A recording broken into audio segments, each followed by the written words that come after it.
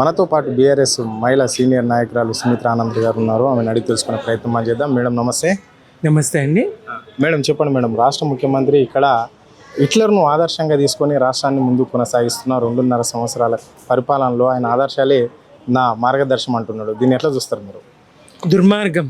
ప్రపంచ దేశాల్లో హిట్లర్తో పోల్చుకునేటువంటి వ్యక్తులు ఎవ్వరూ ఉండరు. హిట్లర్ దుర్మార్గము లక్షలాది మందిని పొట్టన పెట్టుకున్నటువంటి దుర్మార్గం హిట్లర్ది. నెత్తుటేర్లు బారించినటువంటి రక్త పిశాచి హిట్లర్తో పోల్చుకోవడం అంటే నిజంగా కొన్నిసార్లు నిజమే చెప్తారు రేవంత్ రెడ్డి గారు. పోలిక బయటకు చెప్పగలిగినారు. ఇక్కడ హైడ్రాతో చేస్తున్న విధ్వంసం అదే తీరున్నది కదా, ఆయన అదే చెప్పిండ్రు కదా. యుద్ధం జరుగుతున్నటువంటి దేశాల్లో కూడా ఈ స్థాయి విధ్వంసం లేదు, కావాలంటే మీరు పోల్చి చూసుకోండి అని చెప్తున్నాడు. ఆయన అలాగే వ్యవహరిస్తూ ఉన్నాడు. ఇక్కడ ప్రజల్ని పీల్చి పిప్పి చేస్తూ ఉన్నాడు, ప్రజల్ని రాచి రంపాన పెడతా ఉన్నాడు, ప్రజల్ని బతకలేని స్థితికి తీసుకొస్తా ఉన్నాడు, బతికున్న శవాలను చేస్తూ ఉన్నాడు. నాడు ఆయన ప్రత్యక్షంగా చంపితే ఇప్పుడు ఈయన మాత్రం బతికున్న శవాలను చేస్తూ ఉన్నాడు. హిట్లర్తో పోలిక సరిగ్గానే పోల్చుకున్నాడు. కొన్నిసార్లు తన గురించి తాను నిజాలు బయట పెట్టుకుంటాడు. కానీ తెలంగాణ సమాజము తప్పకుండా ఎదురు తిరుగుతుంది, ప్రశ్నిస్తుంది. నైజామును ఉరికించినటువంటి రజాకార్లతో రణం చేసినటువంటి రజాకార్లను కారపు నీళ్లు కళ్ళల్లో కొట్టినటువంటి వడిసేల రాళ్ళు తీసి రజాకార్లను తరిమి కొట్టినటువంటి రోకలి బండలు చీపురుగట్టలతో రజాకార్లను తరిమి కొట్టినటువంటి తెలంగాణ గడ్డ హిట్లర్ను భరించదు, హిట్లర్ను కొనసాగనివ్వదు. హిట్లరు ఆధిపత్యాన్ని, హిట్లరు పెత్తనాన్ని ఇక్కడ కొనసాగించనివ్వదు. ఇకపై చెల్లదు అంటది తెలంగాణ సమాజము. తెలంగాణ ఉద్యమం తర్వాత, మలిదేశ తెలంగాణ ఉద్యమం తర్వాత, కేసీఆర్ గారి నాయకత్వంలో తెలంగాణ సాధించుకున్నటువంటి తర్వాత ఒక చైతన్యాన్ని పొంది ఉన్నది. ఉద్యమ స్పృహ సోయి అడుగడుగున ఉన్నది, ఆ చైతన్యం ఉన్నది. కాబట్టి ఇక హిట్లర్ ఆటలు ఇక్కడ సాగాయి. ఆయన నిజమే చెప్పినప్పటికీ హిట్లర్ ఆటలు ఇక్కడ సాగవు. రేవంత్ రెడ్డిని తరిమి కొట్టే రోజులు త్వరలోనే ఉన్నాయి. ప్రజాస్వామ్యంలో ఉన్నాము. 5 సంవత్సరాలు ఎన్నికల కాలం ఉన్నది కాబట్టి ప్రజలు కొంత ఓపిక పడతా ఉన్నారు. కానీ లేకపోతే వేరే హిట్లర్ లాంటి రాజకీయ వ్యవస్థ అయితే హిట్లర్కి పట్టిన దుర్గతి ఏ గతి పట్టింది, చివరికి రేవంత్ రెడ్డి గారికి కూడా అదే గతి పట్టే పరిస్థితిని తెలంగాణ ప్రజలు, చైతన్యంతో ఉన్నటువంటి ప్రజలు, సోయితో స్పృహతో ఉన్నటువంటి ప్రజలు ఆ స్థితిని తీసుకొస్తారు. హిట్లర్కి పట్టిన గతే చివరికి హిట్లర్కి ఏ గతి పట్టిందో రేవంత్ రెడ్డి గారికి కూడా అదే గతి పట్టను. రైట్. ఇప్పుడు రాష్ట్ర ముఖ్యమంత్రి ప్రైవేట్ ప్రోగ్రాంలకు అటెండ్ అయినా లేదంటే గవర్నమెంట్ ప్రోగ్రాం చేసినా కేవలం మాజీ ముఖ్యమంత్రి కేసీఆర్, మాజీ మంత్రులైన హరీష్ రావు, కేటీఆర్లకు ఎందుకు వాళ్ళ దృష్టిలో పెట్టుకొని ఎందుకు మాట్లాడవలసి వస్తుంది? ఎందుకు వాళ్ళ పైన విరుచులో పడుతుంటాడు? ఎప్పుడు వాళ్ళ గురించి ఎందుకు మాట్లాడుతుంటాడు ఈ రాష్ట్ర ముఖ్యమంత్రి? రేవంత్ రెడ్డి గారికి ప్రజల్లో విశ్వాసం లేదు, ఆయన నాయకత్వం పట్ల నమ్మకం లేదనేది స్పష్టం. ఆయన ఏ కోటాలో పీసీసీ తీసుకున్నాడో ఆయనకు తెలుసు. పేమెంట్ కోటాలో పీసీసీ ప్రెసిడెంట్ తీసుకొని పేమెంట్ కోటాలో మరి ముఖ్యమంత్రి స్థానంలో కూర్చున్న వ్యక్తి ప్రజల విశ్వాసంతో కానీ, ప్రజల నమ్మకంతో కానీ నాయకత్వం, ప్రజలు అప్పగించిన నాయకత్వం కాదు అది ఆయనకు.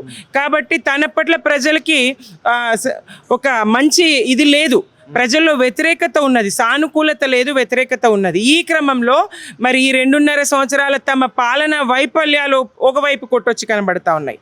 ఇవన్నీ ఉంటే మరి తెలంగాణకు బీఆర్ఎస్ మాత్రమే రక్షణ కవచము, బీఆర్ఎస్ వల్ల మాత్రమే తెలంగాణ అభివృద్ధి సాధ్యమవుతుంది, బీఆర్ఎస్ వల్ల మాత్రమే తెలంగాణలోని అన్ని వర్గాల ప్రజలకు మేలు జరుగుతుంది. నీళ్ళ విషయంలో కానీ, నిధుల విషయంలో కానీ, చదువులు కొలువుల విషయంలో కానీ, అన్ని రంగాల్లో కూడా బీఆర్ఎస్ వల్లనే మేలు జరుగుతుంది అనేటువంటి నమ్మకం తెలంగాణ ప్రజలకు వచ్చింది. ఇప్పుడు దీన్ని పోగొట్టడానికి ఆయన శాయశక్తులా ప్రయత్నం చేస్తూ ఉన్నాడు. పాలన మీద దృష్టి లేదు ఆయనకు. ఎంతసేపు 10 సంవత్సరాల బీఆర్ఎస్ పాలనలో లేని తప్పులను వెతుకుతూ వాళ్ళ మీద అనవసరమైనటువంటి దుష్ప్రచారం, ఎత్తు పొడుగులతోని, ఇతరత్ర అనారోగ్య సమస్యలతోని, డయాబెటీస్ లేని వాళ్ళు ఎవరన్నా ఉంటారా ఇవాళ రేపు?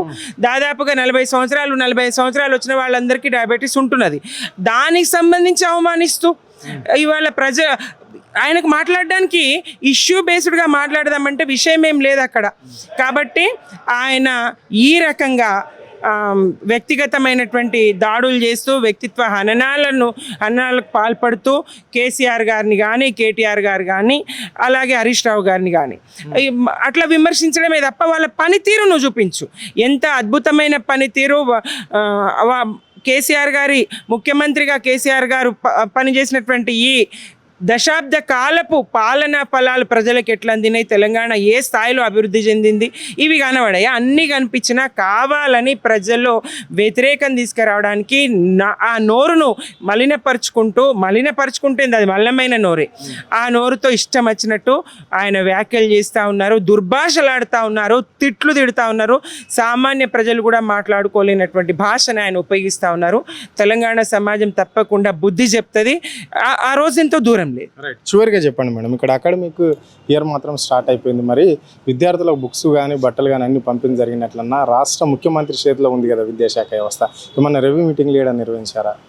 ఈయన గతంలో సున్నాలు వేసుకునేదట రేవంత్ రెడ్డి గారు, ఆ పని మాత్రం మర్చిపోతలేరు. మళ్ళా కేసీఆర్ గారు నిర్మాణం చేసినటువంటి ఏవైతే బడిబాట లో కార్యక్రమంలో కానీ మన ఊరు మన బడి కార్యక్రమంలో ఏవైతే పాఠశాలలు నిర్మాణం చేసిండ్రో ఆ పాఠశాలలకు సున్నాలు వేయించి, ఇగో మేము ఇంటిగ్రేటెడ్ స్కూళ్ళు పెడుతున్నాం, మేము ఈ స్కూళ్ళు పెడుతున్నాం, ఆ స్కూళ్ళు పెడుతున్నామని పాత గోడలకు పూతలు పెట్టి మేము చేసినామని చెప్తున్నారు. అబద్ధం ఆడడానికి ఉండాలి. మీరు ఒక్క భవన నిర్మాణం అన్నా ఇప్పటివరకు చేయగలిగినరా 2.5 సంవత్సరాల్లో? మీ ముందెంత ఉన్నది? ఎన్నికల సంవత్సరం ఏం కానే కాదు, ఇంకొక 1.5 మీరు ఏం చేయగలుగుతారు?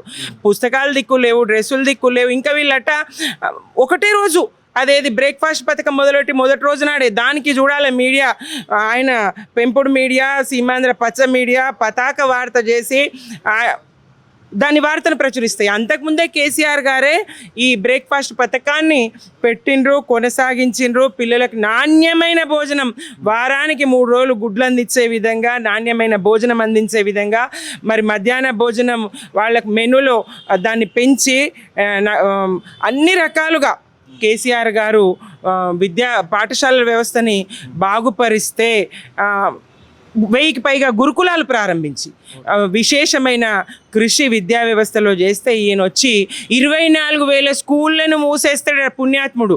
ఆయన ఎవరు? ప్రొఫెసర్ కాసిం గారు గీతమ్మనే ప్రేమించిండు అనుకున్నా విద్యను కూడా ప్రేమించిండు అని వలికిండు. ఎటువైనరయ్యా కాసిం గారు? విద్యా ప్రేమికుడు ఇవాళ విద్యను హత్య చేస్తూ ఉన్నాడు. 24,000 స్కూళ్ళు మూయడం అంటే ఏంది? రండి రోడ్డు మీదకి, నినదించండి, ప్రశ్నించండి.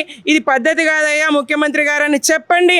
ప్రజల పక్షాన్ని ఎందుకు మాట్లాడారు మీరు? మేధావి వర్గము ఎందుకు జోకడానికి, భజన చేయడానికైనా, పొగడ్డానికైనా ముఖ్యమంత్రి గారిని? విద్యను ప్రేమించిన మనిషైనా చేయాల్సిన పనులు ఇవి. ఆయన 24,000 బళ్ళను మూసేస్తాడట. మరి వాళ్ళ గిరిజన తాండాలకు స్కూల్ వద్దా? మరి గూడాలకు స్కూల్ వద్దా? హరిజన వాడలకు స్కూల్ వద్దా? బీసీలకు స్కూల్ వద్దా? ఎక్కడికి వెళ్ళాలి ఆడపిల్లలు? మరి ఇంట్లోనే ఉంటే భద్రత లేదు. 4-5 కిలోమీటర్ల దూరమో జిల్లా హెడ్ క్వార్టర్కో పోయి వాళ్ళు చదివే పరిస్థితి ఉంటుందా? ఏంది పరిస్థితి? పసిపిల్లల్ని ఎందుకు ఇబ్బంది పెట్టడం? కిలోమీటర్లు వాళ్ళ చేత ప్రయాణాలు చేయించడం మంచిదా? ఏం గోరి ఇట్లా చేస్తూ ఉన్నారు? ఎందుకు ఇట్లా చేస్తూ ఉన్నారు? ఇది ప్రశ్నించరా? విద్యాశాఖ మంత్రి తనే అయి ఉండి కూడా నిలువున సరస్వతి అమ్మవారిని విద్యాశాఖను పూడ్చిపెడతా ఉన్నాడు ఈయన. దుర్మార్గం, దాష్టికం. చదివిన సమాజము వెలుగుతుంది. ఆయన చదివితే కదా చదివిన సమాజం సంగతి ఆయనకు తెలవడానికి ఆయనకు ఉన్నత విద్యలు ఉంటే కదా. ఉన్నత విద్యాభ్యాసం ఆయన చేసి ఉంటే చదువుల విలువ ఆయనకు తెలిసి ఉంటే, ఆయనకు తెలిసింది మురికి మాటలు, మురికి భాష, మురికి లెక్క. మరి పేమెంట్ కోట 5 ఉంటే చాలనుకుంటున్నాడు ఆయన. ఓటుకు నోటిస్తే సరిపోతుంది అనుకుంటున్నాడు ఆయన. ప్రభుత్వాన్ని వడగొట్టవచ్చు అనుకుంటున్నాడు ఆయన. ప్రభుత్వాన్ని నిర్మించుకోవచ్చు అనుకుంటున్నాడు ఆయన. ప్రభుత్వాన్ని కూల్చడానికి నోటును ఉపయోగిస్తాడు, ప్రభుత్వాన్ని నిర్మించుకోవడానికి నోటును ఉపయోగిస్తాడు. దీనివల్లనే అంత అవుతుంది, చదువుతోనే ఏమవుతుంది అనుకుంటున్నాడు ఆయన. చదువు లేకపోతే తాను లేనా అనుకుంటున్నాడు. ఆ కారణంగానే అయి ఉంటుంది. ఏది ఏమైనా మేధావుల మౌనం తెలంగాణకు శాపం అవుతుంది. రేపు పొద్దున మేధావి వర్గం సమాజంలో తలెత్తుకోలేని స్థితి, ప్రశ్నను ఎదుర్కోవాల్సి వస్తుంది. చైతన్యవంతమైనటువంటి తెలంగాణ సమాజం నుంచి మేధావి వర్గం ప్రశ్నను ఎదుర్కోవాల్సి వస్తుంది. మీ మౌనం ఎందుకు? మీరెందుకు ప్రశ్నించరు ప్రభుత్వాన్ని? ఎందుకు పాలక పక్షానికి తొత్తుగా వ్యవహరిస్తూ ఉన్నారనేటువంటి ప్రశ్నను తెలంగాణ ప్రజానీకం నుంచి ఎదుర్కోవాల్సి వస్తుంది. ప్రజలు చైతన్యవంతులైనరు. మేధావులారా ఆలోచించండి, ప్రశ్నించండి, పోరాడండి, ప్రజలతో ఉండండి, ప్రజల కోసం పనిచేయండి అని అయితే పిలుపైతే ఇస్తుంది. Okay, right. ఇది పరిస్థితి. అంటే ఇక్కడ రేవంత్ రెడ్డి సర్కార్కు మాత్రం ఎందుకు ఈ మేధావి వర్గమే కావచ్చు, విద్యావంతులు కావచ్చు, ఎందుకు ఆయనను ప్రశ్నించలేకపోతున్నారు? ఇప్పుడు దాదాపుగా 24,000 ప్రభుత్వ బళ్ళను మూసేస్తామంటే కూడా ఏ ఒక్క మేధావి కూడా ఏ ఒక్క విద్యావంతులు కూడా మాట్లాడడం లేదు అని చెప్పేసి కూడా మేము చెప్పడం అనేది అయితే జరిగింది. మరి ముఖ్యమంత్రి దగ్గర ఏముంది, ఎందుకు అంత భయపడవలసిన అవసరం వస్తుంది అంటే ఇక్కడ 24,000 పాఠశాలలు ఏదైతే ప్రభుత్వ బళ్ళను మూసేస్తారో అక్కడ ఎస్సీ ఎస్టీ బీసీ మైనార్టీ పిల్లలు మాత్రం ఎంత అన్యాయం జరిగిపోతుంది అంటే వాళ్ళు చదవడం ఇక్కడ రాష్ట్ర ముఖ్యమంత్రికి ఇష్టం లేకనే ఇలాంటి పనులు చేస్తున్నాడు అని చెప్పేసి కూడా ఆమె స్పష్టంగా చెప్పడం జరిగింది. ఆయన ఒక రియల్ ఎస్టేట్ వ్యాపారి కాబట్టి విద్య మీద ఆయనకు అనుభవం లేదు కాబట్టి ఆయన విద్యాశాఖ మంత్రి అయినప్పటికీ ఇప్పటికి కూడా ఈ స్కూళ్ళకు ఏ ఒక్క స్కూల్కి కూడా యూనిఫామ్ బుక్స్ పంపించేసిన దాఖలు లేవు అని చెప్పేసి కూడా ఆమె మండిపోవడం జరిగింది. కెమెరా పర్సన్ కళ్యాణ్ తో అరుణ్, ఆద్య టీవీ, హైదరాబాద్.